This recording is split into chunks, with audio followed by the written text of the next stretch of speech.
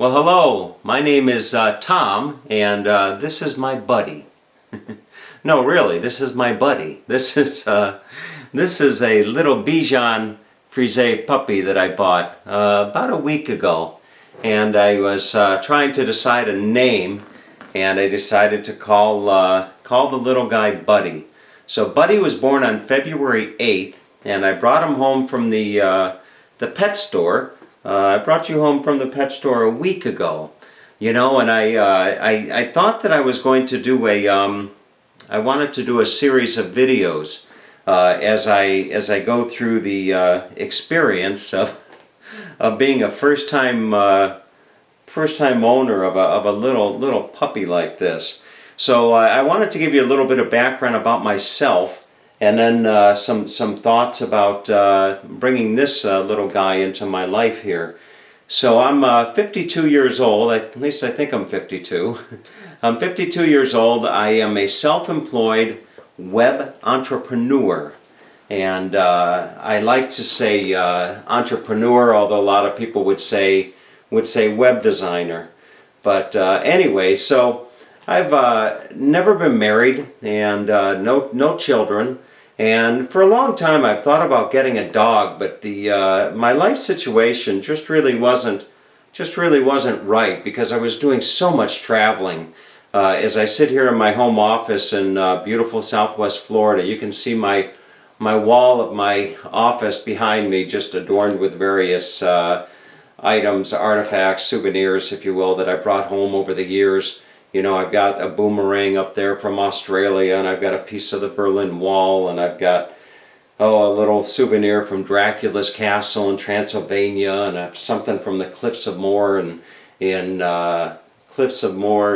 hey buddy, something from the Cliffs of Moher in Ireland, and there's some sheep from wool from shearing a sheep in New Zealand, and on and on and on and on. So I've been traveling the world for the last I don't know, last 15 or 20 years, and I've kind of settled down. The world is a little bit of a different place these days, so I'm not as inclined to get on a plane and go gallivanting all around the world like I used to.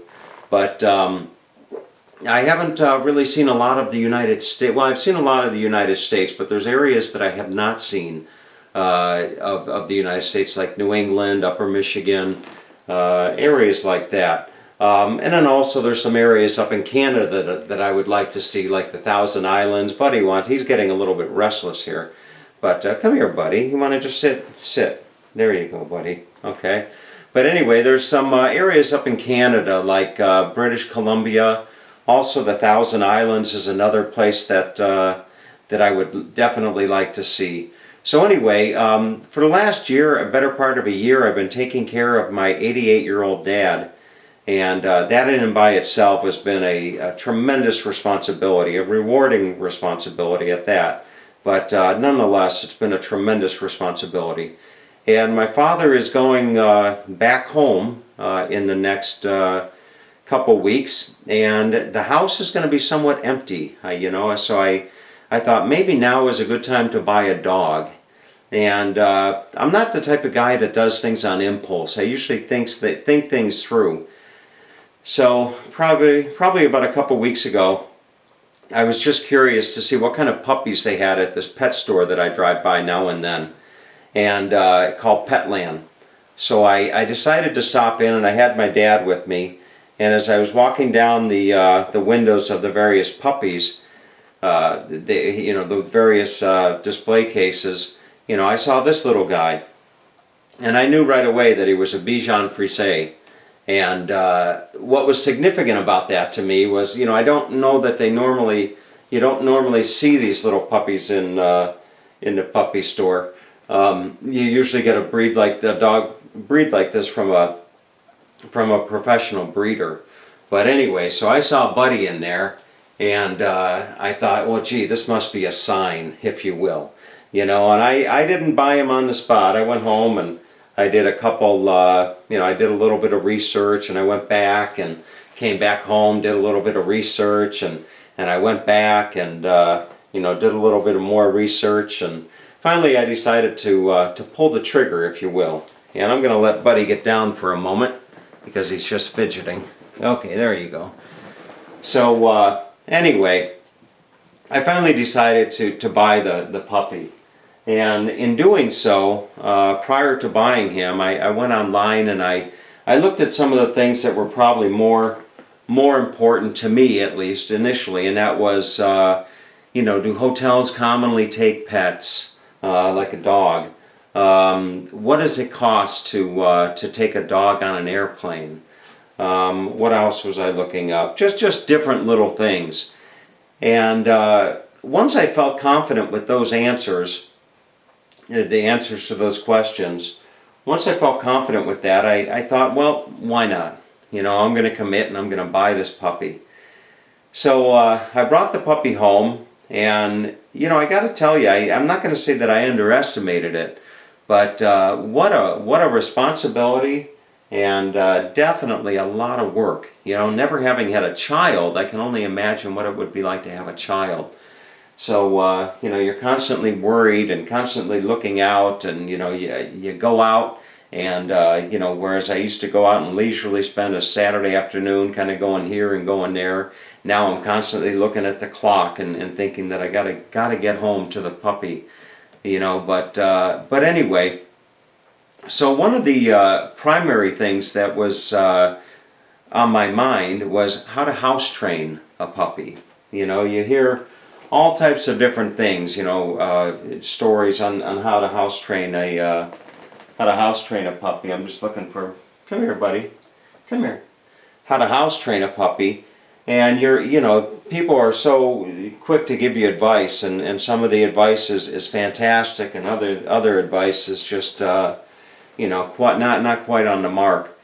But anyway, so before teaching Buddy how to sit and how to come and how to roll over and play dead and all that stuff, I knew that my number one priority has got to be how to house train Buddy.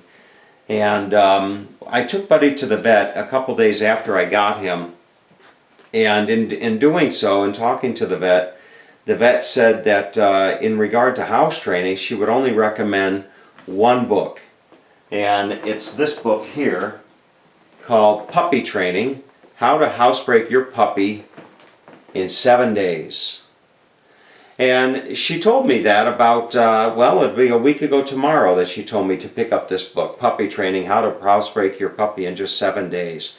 And I didn't buy the book until 2 days ago, because I thought that I had it all figured out, on how to, Buddy, come here, come here, come here, come here. So you got to always watch him. He's chewing on a little cord over there. But anyway, so I thought I had it all figured out when it came to house training. I got a crate. I got just all types of stuff, little wee pads and all of that stuff. But anyway, some of it I was doing right, and some of it I was not doing right. And anyway, so I decided to get this book the other day. And I got this book, and it was it wasn't a relatively, it was a very easy book to read. What are you doing, huh? It was a very easy book to read. And so what I'm going to do is I'm going to record these 7 days, the next 7 days of house training Buddy, and I'm going to bring you along for these 7 days, and we'll see just how successful this is. I think that I'm pretty confident that I've made some progress, and as I mentioned, I work from home, so that gives me a big advantage as opposed to somebody that was not working at home. As Buddy tries to chew my button here. But anyway, so I work from home, and I'll be home with you all the time, Buddy. Huh? All the time. We're going to get to know each other really well. So, so Buddy keeps wanting to get down and play, and you can see he's quite an active little puppy for 3 months old. But anyway, so I have a really routine life. My life is, I get up at 4 a.m. every morning, and I'll have my coffee, and then depending on what's going on for the day, I'll usually go down to the fitness center right here in the community where I work. and then come back, maybe have a little breakfast, sit down to work at about 8. I take a nap. Usually every afternoon I take a nap, and then in the evening I might go to the jacuzzi, or cook myself a nice dinner and watch a little TV, and I'm in bed at 9 o'clock at night. So with that in mind, I'm going to I'll just share with you what this guideline says. And this guideline, interestingly enough, it's for a 3-month-old puppy, which is what Buddy is. So he starts to the author of the book says schedule number 1. He gives you a couple different schedules. I'm going to choose schedule number 1, which is when the owner is home for a 3-month-old puppy. So that's me. And he says, 8 a.m. wake up. Well, I don't get up at 8 a.m. I do more before 8 a.m. than most people do all day long. I think that was a advertisement for the military or the army, but anyway, I get up at 4 a.m. So I'm just going to basically take this and put 4 a.m. and start from 4 a.m. So just to give you an idea as to what we're going to be looking at here over the next 7 days. 4 a.m. I'm going to wake up and I'm going to immediately take this little guy outside. I'm not going to make my coffee. I'm not going to turn on the morning news or anything. I'm going to wake up and I'm going to immediately take this guy outside to do his business. So right, buddy? That's right. You're going to go outside to do your business. So 4 a.m. it's outside. This is going to be like boot camp, for boot camp for puppies. So 8 a.m. we're going to wake up. We're going to go outside. From 8:10, so they're assuming that he's going to do his business in 10 minutes. From 8:10 to 8:30, he's going to have supervised roam time while Alpha, that's me, I'm the Alpha, or at least I think so, while Alpha is having my coffee. So that's what I normally do every morning for about 20 minutes. I sit down and I have a nice coffee. So Buddy's going to have some supervised roam time while I have my coffee. And at 8:30, which would be, let's see, 8:30, that would be 4:30. 4:30, he'll have his food and water. And at 4:45, I'm going to take him out. And then at 9 o'clock, well, I keep forgetting to adjust for the time, but at 5 a.m., he's going to have supervised roam time at 5 a.m. At 5:30, I'm going to take him out, and then I'm going to confine him. I have a crate, right? So I have a crate. I like to call it his little den. So now he's lying down and just relaxing. He's a lap dog, so finally he's doing what he's supposed to do, and just lie in my lap. But anyway, so then I'm going to take him out at 5:30, and then I'm going to confine him from 5:30, and I'll confine him for 2.5 hours. So that would take me right up until 8 o'clock. So from 5:30 to 8 o'clock, I have Tommy time, and then I can, have my breakfast, and I can go down to the gym and have morning coffee with the neighbors here. So I come back at 8 o'clock, and I'll take him out and give him a little bit more food and water, and then at about 11:15, anyway. So you get the idea. 1:30, he's going to have a free period in the kitchen or supervised, and et cetera, et cetera, et cetera. And during this time, I'm also going to have to get up in the middle of the night. So I go to bed at 9, and Buddy, no, he doesn't listen to me. But I'll get up at 9 o'clock, and then, come here. Come on. Okay. So I'll get up at 9 o'clock. Or go to bed at 9 o'clock rather, and we'll go to bed at 9, and I'll set the alarm for about 12:30. One thing, I'm going to try to share little things about raising a puppy that I learned in this book as these next 7 days go over the course. So one of the things that I learned is that a puppy can't hold its, just like a baby, a puppy doesn't have as much control over its bladder. And so what you do is that the formula is you take the baby's age in months, which in this case is 3, and add 1. So Buddy can hold his bladder for about 4 hours. And you don't want to really push that too much, so give it about 3.5 hours, and you get him out to do his business.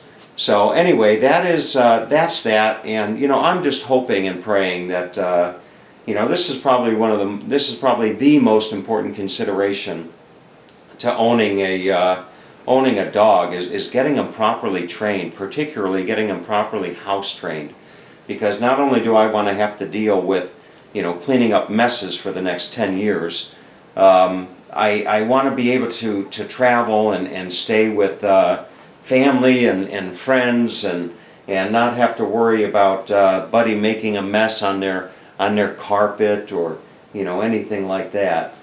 So I've learned over the course of my lifetime that anything that is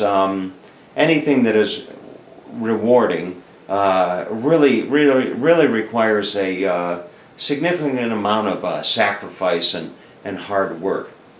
Now, I'm not saying that the next 7 days are going to be a tremendous amount of sacrifice and hard work, because you just look at that little puppy there, and how much sacrifice and how much work could a little guy like that require, with a face like that, huh, buddy, huh? So anyway, we'll see how this whole thing comes along, and I hope by this time next week, Buddy is house trained. I hope you're house trained next week, and then we can celebrate. And I'm going to take Buddy and my dad to Key West, Florida, the southernmost point. We're going to get a nice photograph at that big buoy, huh? With you and I and Grandpa, huh? Yeah. So anyway, enough for the introduction. And if the house training goes well, then maybe we'll start doing some videos on some other aspects of training Buddy. But right now, Buddy is I don't know, Buddy is being Buddy. He just wants to get down and play and everything else that a little puppy does. So listen, goodbye for now, and we'll see you at 4 a.m. in the morning, won't we, Buddy? Huh? 4 a.m. bright and early. All right.